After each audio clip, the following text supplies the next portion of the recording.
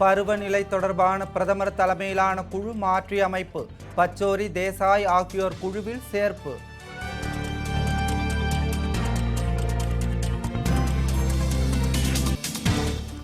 அமைச்சரவை பரிந்துரையை ஏற்று டெல்லி சட்டப்பேரவை கலைப்பு, 3 சட்டப்பேரவை தொகுதி இடைத்தேர்தலும் ரத்தாகிறது.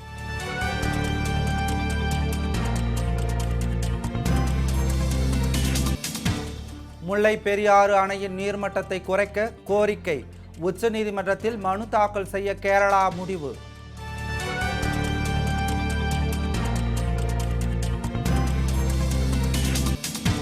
வீடுகள், வணிக நிறுவனங்களுக்கான மின் கட்டணம் உயர்கிறது. புதிய கட்டணம் வரும் 15ஆம் தேதி முதல் அமலாக வாய்ப்பு.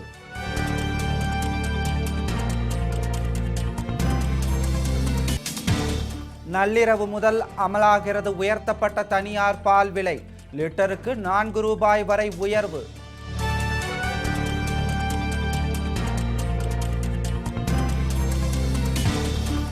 ஆபரண தங்கத்தின் விலை சவரனுக்கு 280 ரூபாய் வரை குறைவு. பெண்கள், இல்லத்தரசிகள் மகிழ்ச்சி.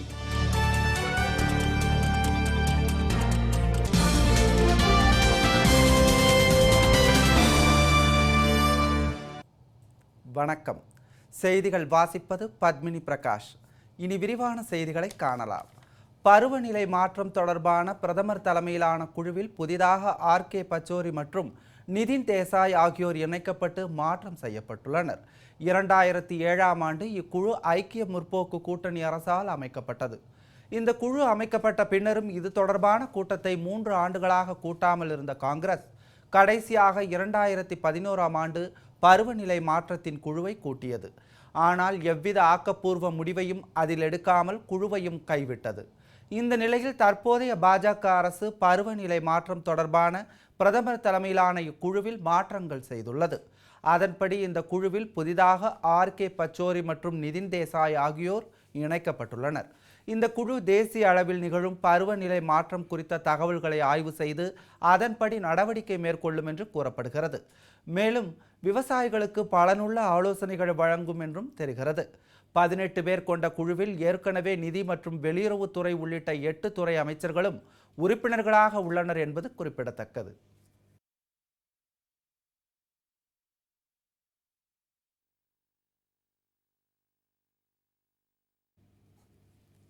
பிரதமர் நரேந்திர மோடி தலைமையிலான மத்திய அமைச்சரவை ஒப்புதல் அளித்ததை அடுத்து டெல்லி சட்டசபையை கலைத்து குடியரசுத் தலைவர் பிரணாப் முகர்ஜி இன்று உத்தரவிட்டார்.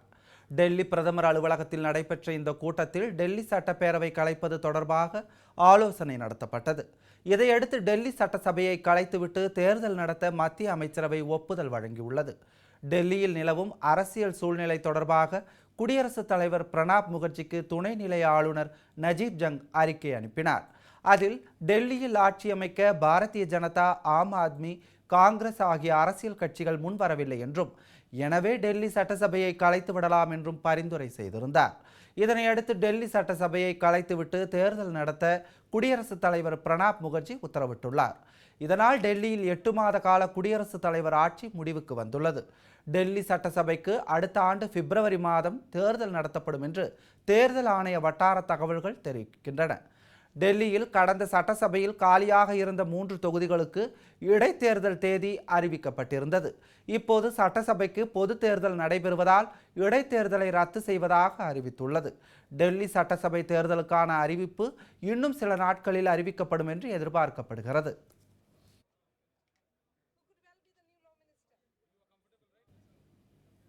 எளிமைக்கும் புதுமைக்கும் எடுத்துக்காட்டாய் விளங்கும் மகாராஷ்டிர முதலமைச்சர் தேவேந்திர பட்னாவிஸின் நடவடிக்கைகள் குறித்த ஒரு சிறிய தொகுப்பை தற்போது காணலாம்.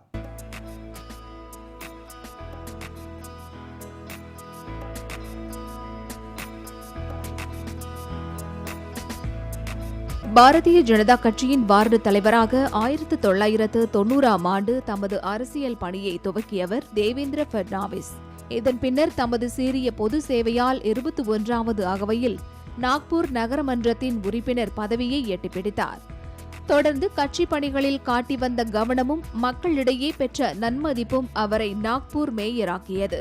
இப்படி தொடர்ந்து உழைப்புக்கு வெற்றியை ஊதியமாக பெற்ற பட்னாவிஸ் 1999 ஆண்டு நாக்பூர் சட்டமன்ற உறுப்பினராகவும் தேர்ந்தெடுக்கப்பட்டார். தற்போது 2014 ஆண்டு சட்டமன்ற தேர்தலில் வெற்றி பெற்று மகாராஷ்டிர மாநிலத்தின் முதலமைச்சராகவும் உருவெடுத்துள்ளார்.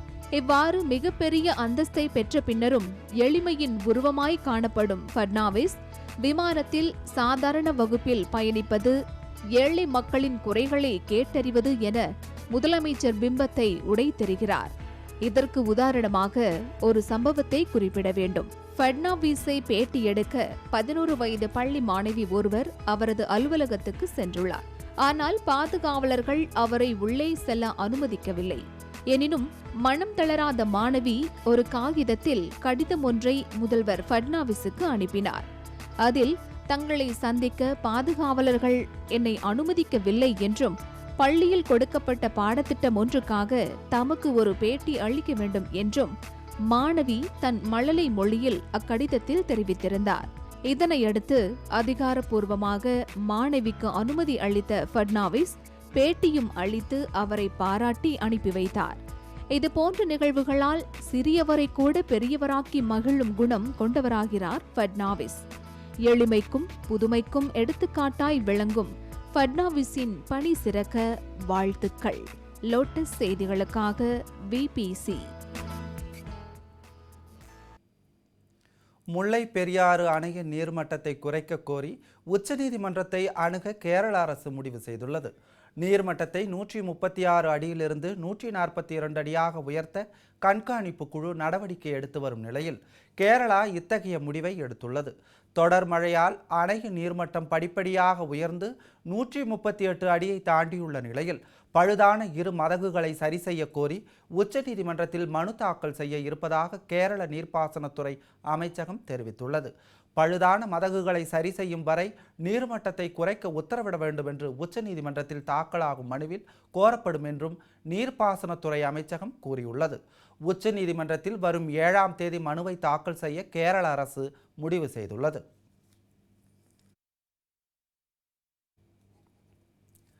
மக்களிடம் கருத்து கேட்பு கூட்டங்கள் நிறைவு பெற்றுள்ள நிலையில் மின்கட்டண உயர்வை வரும் 15ஆம் தேதி முதல் அமல்படுத்த மின்சார ஒழுங்குமுறை ஆணையம் முடிவு செய்துள்ளதாக தகவல்கள் வெளியாகியுள்ளன.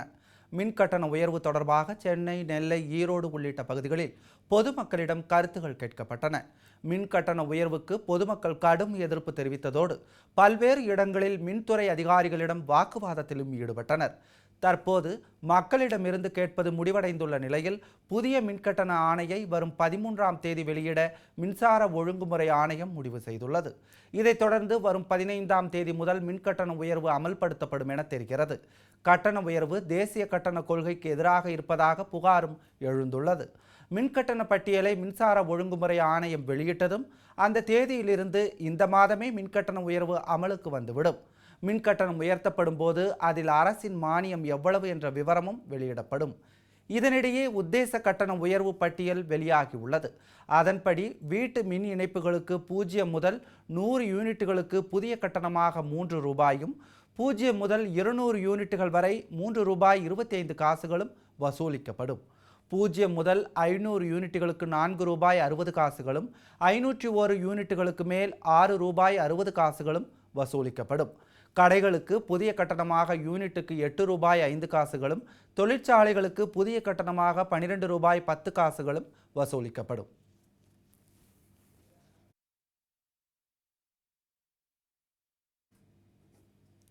ஆவின் பால் விலை உயர்வை தொடர்ந்து தனியார் பால் விலையும் இன்று நள்ளிரவு முதல் உயர்த்தப்படும் என அறிவிக்கப்பட்டுள்ளது. ஆவின் பால் விலை கடந்த காலங்களில் இல்லாத அளவு தற்போது லிட்டருக்கு 10 ரூபாய் என உயர்த்தப்பட்டுள்ளது. இந்நிலையில் தனியார் பால் விலையையும் உயர்த்த முடிவு செய்யப்பட்டுள்ளது. அதன்படி ஆரோக்கியா பாலின் விலையை லிட்டருக்கு 4 ரூபாய் உயரும் என்று அறிவிக்கப்பட்டுள்ளது.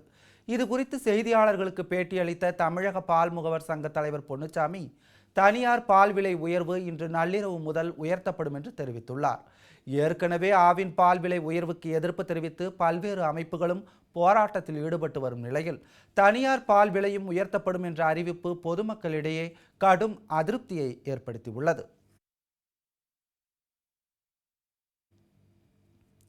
69% இடஒதுக்கீட்டுக்கு எதிராக தொடரப்பட்ட வழக்கில் வரும் 12ஆம் தேதிக்குள் தமிழக அரசு பதிலளிக்க வேண்டும் என்று உச்சநீதிமன்றம் உத்தரவிட்டுள்ளது. தமிழகத்தில் நடைமுறைப்படுத்தி வரும் 69% இடஒதுக்கீட்டுக்கு எதிராக உச்சநீதிமன்றத்தில் 2 மாணவர்கள் வழக்கு தொடர்ந்துள்ளனர். மேலும் இந்த இடஒதுக்கீட்டால் தாங்கள் விரும்பிய துறையில் இடம் கிடைக்கவில்லை என்றும் அவர்கள் புகார் தெரிவித்துள்ளனர். அத்துடன் 50% இடஒதுக்கீட்டை தமிழகத்தில் பின்பற்ற உத்தரவிடுமாறும் மனுவில் கோரிக்கை விடுத்துள்ளனர். இந்நிலையில் இவ்வழக்கில் நடத்தப்பட்ட விசாரணையில் மாணவர்களின் மனு தொடர்பாக நவம்பர் 12ஆம் தேதிக்குள் தமிழக அரசு பதிலளிக்க வேண்டும் என்றும் உச்சநீதிமன்றம் உத்தரவிட்டுள்ளது. அதோடு மாணவர்கள் மனுவில் குறிப்பிட்டுள்ள 2 தனியார் கல்லூரிகளும் பதிலளிக்கவும் ஆணை பிறப்பித்துள்ளது.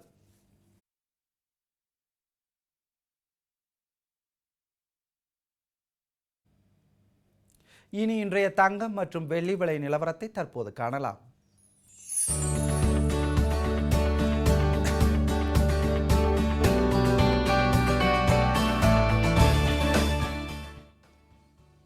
இன்றைய மாலை நேர சந்தை நிலவரப்படி தங்கத்தின் விலை சவரனுக்கு ரூபாய் 280 குறைந்து 19,376 ரூபாய்க்கு விற்பனையாகிறது. சென்னையில் இன்று சந்தை நிலவரப்படி 22 கேரட் ஆபரண தங்கம் 1 கிராம் 2,422 ரூபாயாகவும், 1 சவரன் 19,376 ரூபாய்க்கும் விற்பனையாகிறது. 24 கேரட் 10 கிராம் சுத்த தங்கம் 25,900 ரூபாயாகவும், சில்லறை வியாபாரத்தில் 1 கிராம் வெள்ளியின் விலை 36 ரூபாய் 80 காசுகளாகவும், 1 கிலோ பார் வெள்ளி 34,360 ரூபாய்க்கும் விற்பனையாகிறது.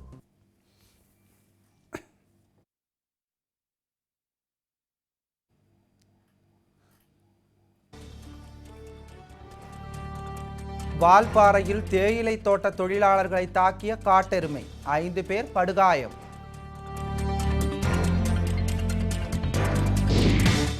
ஆஸ்திரேலியாவுக்கு எதிரான 20 ஓவர் கிரிக்கெட் போட்டி, 7 விக்கெட்டுகள் வித்தியாசத்தில் தென்னாப்பிரிக்கா வெற்றி. விவரம் விளம்பர இடைவேளைக்கு பிறகு. செய்திகள் தொடர்கின்றன. பொருளாதார சீர்திருத்தம் தொடர்பாக மத்திய அரசின் ஆரம்ப கட்ட நடவடிக்கைகள் திருப்தி அளிப்பதாக மத்திய நிதியமைச்சர் அருண் ஜேட்லி தெரிவித்துள்ளார். புதுடில்லியில் நடைபெற்ற உலக பொருளாதார அமைப்பின் கூட்டம் ஒன்றில் மத்திய நிதியமைச்சர் அருண் ஜேட்லி பேசும்போது இதனை தெரிவித்தார். கடந்த காங்கிரஸ் ஆட்சியில் நலிவடைந்திருந்த இந்திய பொருளாதாரத்தை சீரமைத்திடுவதற்காக மத்திய அரசு மேற்கொண்டு வந்த சீர்திருத்த நடவடிக்கைகள் திருப்தி அளிப்பதாக கூறியுள்ளார். மேலும் இந்திய பொருளாதாரத்தை சீரமைக்க அதிக காலம் தேவைப்படும் என்ற போதிலும் கடந்த 5 மாதங்களில் ஊழல் முறைகேடுகளை முற்றிலுமாக குறைத்துள்ளதை சுட்டிக்காட்டியுள்ளார். மேலும் விவசாயிகளுக்கு பயனுள்ள வகையில் நில கையகப்படுத்துதல் சட்டம் நடைமுறைப்படுத்தப்படும் என்று அவர் நிலக்கரி சுரங்கம் உள்ளிட்ட கனிம ஒதுக்கீடு முறைகளிலும் சீர்திருத்தங்கள் கொண்டுவரப்பட உள்ளதாக நிதியமைச்சர் அருண் ஜேட்லி தெரிவித்துள்ளார்.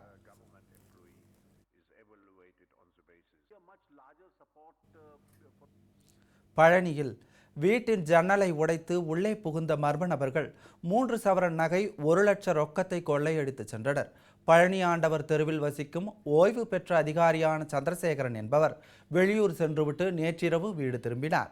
அப்போது வீட்டின் ஜன்னல்கள் உடைக்கப்பட்டிருப்பது கண்டு அதிர்ச்சி அடைந்தார். அப்போது பீரோவில் இருந்த 3 சவரன் நகை, 1/4 கிலோ வெள்ளி மற்றும் 1 லட்சம் ரொக்கத்தை மர்ம நபர்கள் திருடிச் சென்றது தெரிய வந்தது. கொள்ளை குறித்து பழனி நகர் காவல் நிலையத்தில் புகார் அளிக்கப்பட்டது. புகாரை அடுத்து கைரேகை நிபுணர்கள், மோப்பநாயுடன் வந்த போலீசார் சம்பவ இடத்தில் ஆய்வு மேற்கொண்டனர். கொள்ளை போனவைகளின் மொத்த மதிப்பு சுமார் 2 லட்சம் ரூபாய் இருக்கும் என்று கூறப்படுகிறது. வால்பாறையில் காட்டெருமை தாக்கியதில் 5 பேர் படுகாயமடைந்து மருத்துவமனையில் சேர்க்கப்பட்டுள்ளனர். பன்னிமேடு தேயிலை தோட்டத்தில் தொழிலாளர்கள் வேலை பார்த்து கொண்டிருந்த போது அங்கு சுற்றி திரிந்த காட்டெருமை ஒன்று திடீரென அவர்களை விரட்டத் தொடங்கியது. பீதியடைந்த தொழிலாளர்கள் அங்கிருந்து தப்பியோட முயன்றுள்ளனர். இதில் கீழே விழுந்தும் காட்டெருமை தாக்கியும் 4 பெண்கள் உட்பட 5 பேர் படுகாயமடைந்தனர். காயமடைந்த அனைவரும் தற்போது மருத்துவமனையில் சிகிச்சைக்காக சேர்க்கப்பட்டுள்ளனர். இதில் 2 பெண்களுக்கு தீவிர சிகிச்சை அளிக்கப்பட்டு வருகிறது. பன்னிமேடு செகண்ட் டிவிஷன் வச்சுட்டோம்ட்டீங்க நபீசா பேர். அங்கே 38 காடுங்க வேலைக்கு போயிட்டு இருந்தோம். அந்த நேரத்தில் காட்டு மாடு விரட்டிட்டு வந்துடுச்சிங்க. விரட்டி நாங்கள் கொஞ்சம் பேர் தப்பிச்சிட்டோம். இந்த பொண்ணை தூக்கி எறிஞ்சிருச்சிங்க. கொம்பு ஊசியாக இருந்துச்சுன்னா அந்த புள்ள காலி. அது நல்ல நேரமாக போச்சு. கொம்பு வளர்ந்துருக்கிறதுனால தூக்கி போட்டதில் இடுப்பு சரியான அடிபட்டுருக்குங்க. இப்போ எந்திரிக்க முடியாமல் நடக்க முடியாமல் இருக்குது. அதனால் நீங்கள் எல்லாம் பார்த்து எங்களுக்கு அதிகாரியை பார்த்து நிறுவனம் பார்த்து எங்களுக்கு நல்ல முடிவு சொல்லுங்கள். முருகர் தொல்லைக்கு பாதுகாப்பு. ராமேஸ்வரம் மீனவர்களுக்கு விதிக்கப்பட்ட தூக்கு தண்டனை ரத்து செய்ய கோரி தமிழகத்தில் பல்வேறு அமைப்பினர் போராட்டத்தில் ஈடுபட்டனர். சென்னை வள்ளுவர் கோட்டத்தில் விடுதலை சிறுத்தை கட்சியின் தலைவர் தொல் திருமாவளவன் தலைமையில் அக்கட்சியினர் மீனவர்களை விடுவிக்க வலியுறுத்தி ஆர்ப்பாட்டத்தில் ஈடுபட்டனர். அப்போது செய்தியாளர்களிடம் பேசிய திருமாவளவன், இந்திய மீனவர்களை காப்பாற்ற மத்திய அரசு இலங்கை அதிபரை அழைத்து பேச வேண்டும் என்றும் போர்க்கால அடிப்படையில் நடவடிக்கை எடுக்குமாறும் வலியுறுத்தியுள்ளார். அழுத்தம் கொடு, அழுத்தம் கொடு, வரையும் காப்பாற்ற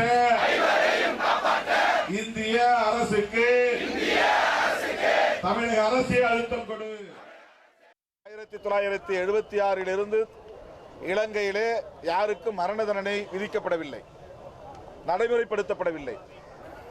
ஆனால் இப்போது அவர்கள் மரண தண்டனை விதித்திருக்கிறார்கள் என்றால் இதில் ஏதோ அரசியல் சூழ்ச்சி இருப்பதாகத்தான் விடுதலை சிறுத்தைகள் கருதுகிறது.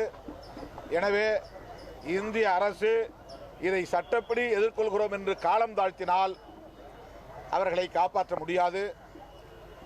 இந்திய அரசு ராஜதந்திர அடிப்படையில் சிங்கள இனவெறி அரசாங்கத்தினரோடு பேச்சுவார்த்தை நடத்தி தமிழகத்தை சார்ந்த 5 மீனவர்களையும் சென்னை சோழிங்கநல்லூரிலும் இதே கோரிக்கையை வலியுறுத்தி பல்வேறு அமைப்பினரும் போராட்டத்தில் ஈடுபட்டனர்.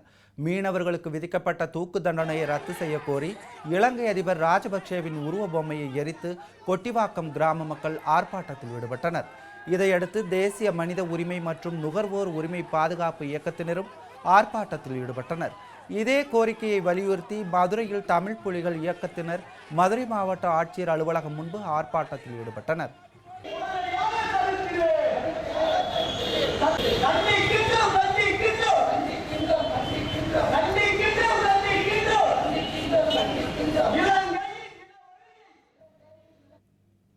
சாலையை சீரமைக்க கோரி அரக்கோணத்தில் 100க்கும் மேற்பட்ட வணிகர் சங்கத்தினர் சாலை மறியலில் ஈடுபட்டனர். அரக்கோணம் காந்தி சாலையில் குடிநீர் திட்டப் பணிகளுக்காக குழாய் அமைத்த பிறகு சாலைகள் குண்டும் குழியுமாக மாறிப்போனதாக புகார் எழுந்தது. இதனால் விபத்துக்கள் அதிகரிப்பதாக அப்பகுதி வணிகர்கள் குற்றம் சாட்டி வந்தனர். இந்நிலையில் சாலையை சீரமைக்க கோரி 100க்கும் மேற்பட்ட வணிகர் சங்கத்தினர் பழைய பேருந்து நிலையம் அருகே சாலை மறியலில் ஈடுபட்டனர். இதனால் சுமார் அரை மணி நேரம் போக்குவரத்து பாதிக்கப்பட்டது.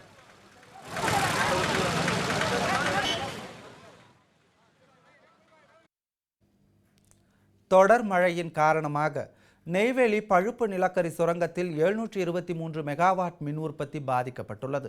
வழக்கமான பராமரிப்பு பணிகள் தற்போது தொடங்கியுள்ள நிலையில் 2490 மெகாவாட் மின் உற்பத்தி தற்போது 1627 மெகாவாட்டாக குறைக்கப்பட்டுள்ளது என்று என்எல்சி நிர்வாகம் கூறியுள்ளது. கடலூர் மாவட்டத்தில் பரவலாக பெய்த தொடர் மழையால் பழுப்பு நிலக்கரி வெட்டும் பணிகள் பாதிக்கப்பட்டுள்ளன. தற்போது பர்னஸ் ஆயிலை பயன்படுத்தி அங்கு மின் உற்பத்தி செய்யப்பட்டு வருகிறது.